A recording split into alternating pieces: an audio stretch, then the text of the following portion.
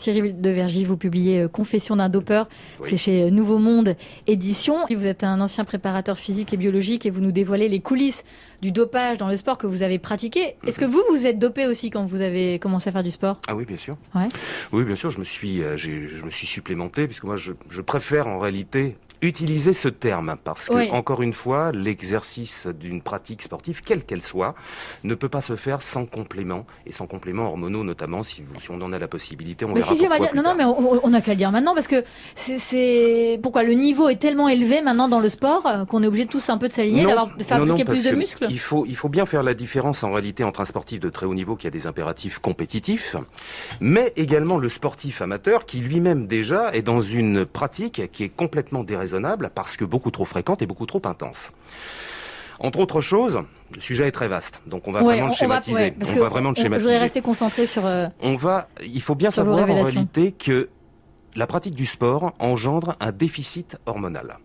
Tout Ouais. simplement pour une raison toute simple déjà. Il y en a 3, mais la première d'entre elles, c'est l'augmentation du débit sanguin qui est amenée par la pratique du sport. Qu'est-ce qui se passe ? L'augmentation du débit sanguin va drainer obligatoirement tous les organes, à commencer par les glandes sexuelles, les ovaires chez la femme, les testicules chez l'homme. C'est bien ça le drainage ?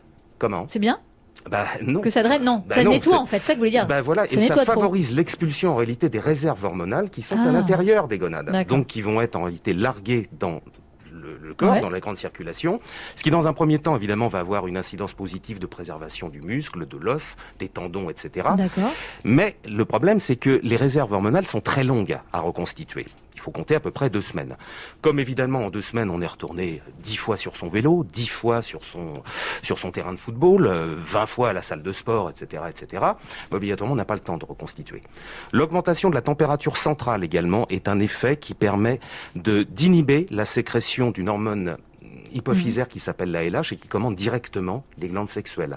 Troisièmement, les fortes poussées d'adrénaline constatées pendant la période de sport inhibent elles aussi la fameuse LH et donc rabaissent dans une troisième instance d'autant les taux d'hormones sexuelles. Donc pour être en forme, c'est ça que vous voulez dire, Cyril Devergy, on est obligé de prendre des suppléments, des Bien sûr, compléments. parce que les conséquences de ça, en réalité, ça va être quoi ?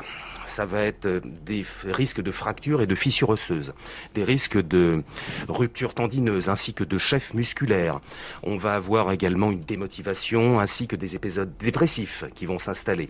Donc obligatoirement, si vous voulez avoir en réalité la capacité physiologique de pouvoir survivre, je dirais, à votre pratique sportive, vous êtes obligé d'avoir un bilan hormonal positif.